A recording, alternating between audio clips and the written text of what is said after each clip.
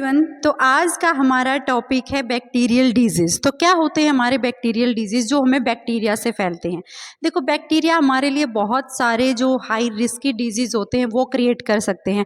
तो उनमें से देखो, फर्स्ट ऑफ ऑल आपसे क्या क्वेश्चन पूछा जाता है कि बैक्टीरियल डिजीज़ आपको ऐसे कॉम्पिटिटिव एग्जाम में आपको इस तरीके से ऑप्शनल में दे दिए जाएंगे।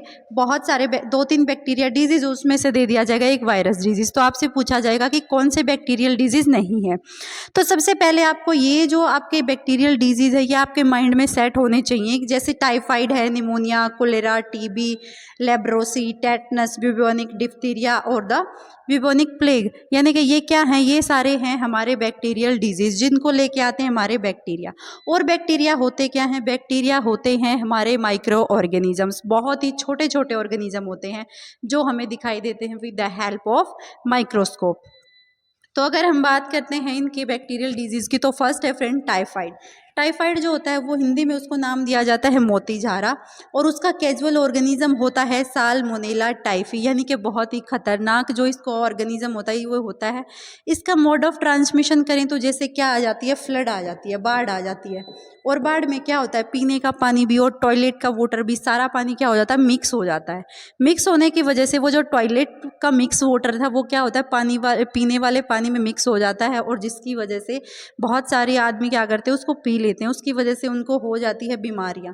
तो ये क्या है, फैको ओरल रूट, यानी कि गंदे पानी से, कंटामिनेटेड वाटर से, टॉयलेट वाले पानी से, क्योंकि ये बैक्टीरिया कहाँ रहता है, टॉयलेट में रहता है। फिर है कॉन्टामिनेटेड फूड एंड वाटर की फ्लड की वजह से किसी और कोई एक्सीडेंटल सिचुएशन होती है उसमें। अगर सिम्टम्स की बात करें तो इसमें क्या रहता है, इसमें फर्स्ट तो फीवर रहता है, बहुत तेज़ कंटिन्यूअस फीवर रहेगा, बिल्कुल नहीं उतरेगा, साथ साथ में ठंड लगेगी, बॉडी पेन रहता है, आपकी मसल्स में क्रैम्प्स आ जाते हैं, कॉन्स्टिपेशन यानी कि अपचन, कोई चीज़ पचती नहीं है। और फीवर की बात करें तो बहुत ही ज़ोरदार फीवर और कंटिन्यूअस फीवर और डेली फीवर कह सकते हैं। 39 डिग्री सेल्सियस से लेकर 40 डिग्री सेल्सियस तक जो टाइफाइड का बैक्टीरिया होता है आपको बीमार कर सकता है। फिर नेक्स्ट बात आती है कि इसका सबसे मेन जो आपसे कॉम्पिटिटिव एग्जाम्स में पूछा जाता है वो पूछा जाता है कि इंटेस्टिनल परफॉर्मेशन किसकी वजह से होता है। यानी कि इसका एक अफेक्ट और भी बॉडी में है कि छोटी जो हमारी आंतें होती हैं उनमें क्या कर देता है, उनमें कर देता है छेद। फ्रेंड्स, इसके लिए है एक टेस्ट आपका, ये है वाइडल टेस्ट। वाइडल टेस्ट ये भी बहुत ही इंपॉर्टेंट है, आपके कॉम्पिटिटिव एग्जाम्स में पूछा जाता है कि टाइफाइड के लिए कौन सा एक टेस्ट होता है, तो वो टेस्ट होता है वाइडल टेस्ट। अगर इसके कैरियर की बात करें तो कैरियर मैरी मेलोन नाम की एक लेडी थी जो कि कुक थी और बहुत सारे घर में खाना बनाती थी, पर उसकी गंदी आदत ये थी कि वो टॉयलेट के ऐसे ही हाथों से उनको अच्छे से बिना साफ किए हुए ही कुक करती थी, और जिसका खाना खाने से बहुत सारे आदमी क्या हो जाते थे, बीमार हो जाते थे, और उनकी डेथ भी हुई। बाद में क्या हुआ कि मैरी मेलोन को पकड़ लिया गया, फिर उसको बोला गया कि खाना बनाने वाला ऑक्यूपेशन छोड़ दे, कोई और ऑक्यूपेशन कर ले, क्योंकि उससे क्या होता था कि उसकी हैबिट थी वो बहुत ही गंदी थी। फ्रेंड्स, तो इसको कैरियर माना जाता है। फिर अगर नेक्स्ट बात करते हैं तो कोलेरा भी टाइफाइड जैसा ही डिजीज़ होता है। कोलेरा के अंदर क्या होता है, इसका ऑर्गेनिज्म होता है विब्रियो कोलेरा। छोटे छोटे से कोमा जैसी शेप का ये जो बैक्टीरिया होता है ये इस तरह का होता है। अगर मोड ऑफ ट्रांसमिशन की बात की जाए तो mode of transmission same as typhoid रहता है, कॉन्टामिनेटेड वाटर से और कॉन्टामिनेटेड फूड से, यानी गंदे खाने से और गंदे पानी से। सिम्टम्स की बात करें तो उसमें आ जाती हैं वोमिटिंग्स, डायरिया हो जाता है, जो फेसिस, जो बॉडी का स्टूल होता है, जो बॉडी का वेस्ट होता है, मल होता है, वो आपको राइस वाटर यानी कि बिल्कुल पतला और राइस वाटर जैसा दिखेगा। फिर अगर इसमें डॉक्टर सलाह देते हैं आपको ORS का ड्रिंक करने की, क्योंकि हो जाती है डिहाइड्रेशन। हमारा निमोनिया। निमोनिया क्या है? निमोनिया एक तरह की बीमारी है जिसमें आपको चेस्ट पेन, सर्दी, जुखाम, खांसी वगैरह हो जाता है। अगर ऑर्गेनिज्म की बात करें तो इसका मेन ऑर्गेनिज्म है, मेन बैक्टीरिया है जो इस बीमारी को लेके आता है, वो है हमारा स्ट्रेप्टोकोकस निमोनिया। अगर इसकी बात करें तो ये हेमोफिलस यानी कि इन्फ्लुएंजा किसी टाइप के इन्फेक्शन को क्रिएट कर देता है। अगर मोड ऑफ ट्रांसमिशन की बात करते हैं तो स्नीजिंग, लगातार छींकें आती रहती हैं, ड्रॉपलेट्स क्या होता है, जैसे क्या हुआ कि किसी एक इन्फेक्टेड पर्सन ने छींक मार दी, उसी टाइम उसको हुई स्नीजिंग, वहीं से कोई भी हेल्दी पर्सन पास आउट हो रहा होता है और उस हवा में सांस ले लेता है, तो क्या हो जाता है, वो ड्रॉपलेट्स जो इन्वायरमेंट में गई थी उसकी छींक के थ्रू वो क्या करता है, उसको गेन कर लेता है, रेस्पायर कर लेता है, जिससे उसको हो जाता है इन्फेक्शन। और सिम्टम्स की बात करें तो सिम्टम में चिल यानी ठंड लगती है और फीवर, बहुत तेज़ बुखार रहता है, कंटिन्यूस फीवर रहता है। कंटिन्यूस फीवर सेम 39 डिग्री से 42 डिग्री सेल्सियस, यानी कि जो मैक्सिमम टेम्परेचर होता है ह्यूमन बॉडी के अंदर। इसमें होता क्या है, देखो इसमें हमारी जो एल्वेलाई, जैसे हम करते हैं रेस्पिरेशन, रेस्पिरेशन में क्या जाता है, एयर जाती है ऑक्सीजनेटेड और वो मिक्स होती है हमारी एल्वेलाई में। अब क्या हुआ, एल्वेलाई में फ्लूइड भर गई, एल्वेलाई बिल्कुल फिलअप हो चुकी है एक फ्लूइड से। अगर एल्वेलाई ही फ्लूइड से भर गई तो रास्ता कैसा हो जाएगा, जो हमारा रेस्पिरेटरी ट्रैक्ट है वो ब्लॉक हो जाएगा। ब्लॉक हो जाएगा तो क्या हो जाएगा, डिफ़िकल्ट टू रेस्पिरेशन, सांस लेने में मुश्किल हो सकती है। अगर डिफ़िकल्टी रेस्पिरेशन में हो जाती है तो कैसे सांस ले पाएंगे, ब्रीथिंग तो रिड्यूस होगा, ब्रीथिंग का जो रेट है वो तो रिड्यूस होगा। तो इसी तरीके से इसके सिम्टम्स में क्या रहता है, अगर मैं बात करती हूँ इसके दूसरे सिम्टम्स में क्या रहता है, bluish nail and the lips. सबसे पहले जो सिम्टम होता है वो इसका देखने को मिलता है नाखून में और लिप्स में, उनका कलर हो जाता है लाइट ब्लू कलर। फिर नेक्स्ट आता है बिबोनिक प्लेग। जैसे कि प्लेग की बीमारी हमें पता है कि चूहों से फैली थी यूरोप में, तो उसको बोला जाता है ब्लैक डेथ भी। क्यों बोला जाता है ब्लैक डेथ, क्योंकि बॉडी में हो जाते हैं ब्लैक स्पॉट्स जो डेथ का कॉज बनते हैं, डेथ का कारण बनते हैं।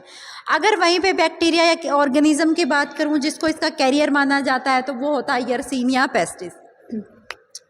ये एक टाइप की फ्लाई होती है जो रहती है जीनोप्सिलिया, यानी कि चूहे के ऊपर एक टाइप की कोई भी फ्लाई मक्खी रहती है, और जब वो रेट क्या हो जाता है, रेट की हो जाती है डेथ, वो चूहा मर जाता है तो वो क्या कर सकती है, इंसानों को काट सकती है।